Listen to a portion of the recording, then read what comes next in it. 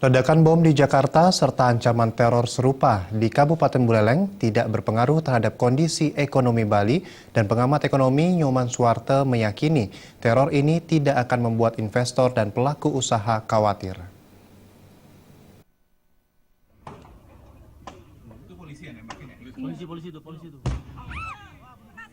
Ledakan bom di Jakarta dan ancaman teror bom di Singaraja, Bali tidak mempengaruhi perekonomian Bali. Pengamat ekonomi Nyoman Suwarte mengatakan, ancaman teror bom di Singaraja tidak berdampak signifikan terhadap perekonomian Bali.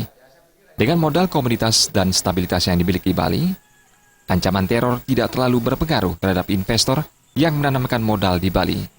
Pelaku usaha juga dihimbau agar tidak terlalu khawatir terhadap teror bom, karena tidak berpengaruh banyak terhadap perekonomian Bali. Menyinggung soal teroris dulu. Teroris itu adalah teror, itu adalah ancaman. Ancaman ini tergantung kita mensikapi.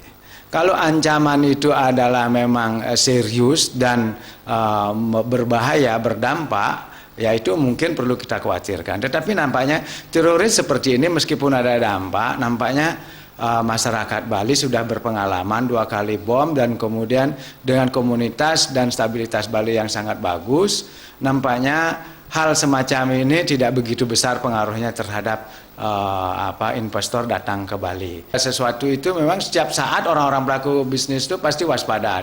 Karena apa? Tidak ada waspada tentang kelangsungan perusahaannya, karena dia pasti akan selalu menghadapi kompetisi. Di samping kompetisi ada stabilitas. Nah, salah satu stabilitas seperti teror seperti ini, mungkin ada link yang memang harus dari luar daerah atau luar negeri itu memang perlu diwaspadai. Suwarte menambahkan, kondisi perekonomian di Bali saat ini cukup menggembirakan. Berbagai transaksi ekonomi berjalan relatif lancar. Agung Ria dan Indrawan